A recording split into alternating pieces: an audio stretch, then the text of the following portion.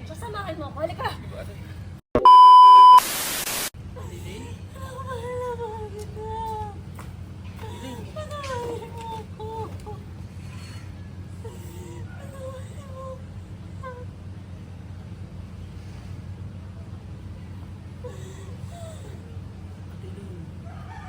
Huwag mo yung susunin yung sarili mo. Alam namin lahat kung ano yung tunay nangyari. Sige pa ka. Wala. Kasalanan ko na ito. Kasalanan ko lahat ng ito. Nandito lang ako. Dapat hindi ako umalis.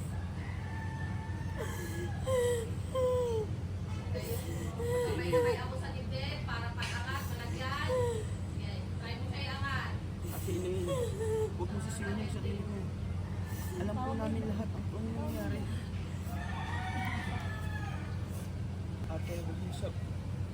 Ate, huwag mong sisihin yung sarili mo. Alam po namin lahat ang tunay na nangyari. Kahit naman sabihin niyo na kasalanan ni Roy. May kasalanan din ako dahil wala ako dito. Ate, tungkol po sa anak mo, may gusto po sana akong sabihin sa'yo.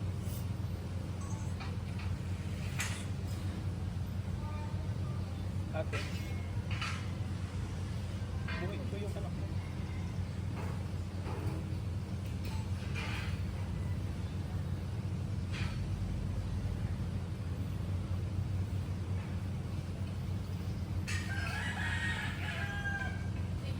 May gulong-gulungan po sa atin, ate. Hindi ko lang po agad masabi sa'yo kasi hindi po ako sigurado. Pero, ate, marami na rin po na naririnig na kwento. Na tinatago raw po ni Aling Romelia yung anak mo para ibenta. Ako, ate, ako po mismo, nakita ko po sa Aling Romelia na may karga-kargang bata yung gabi ng sunog. Diba ate, wala naman pong anak si Aling Romelia? Kaya ate, itid ko po, si Apple po yun. Pasensya na po ate. Hindi ko po agad nasabi sa'yo.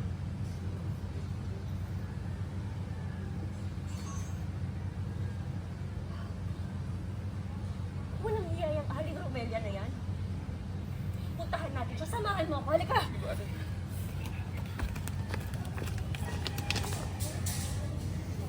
Close! Thank you.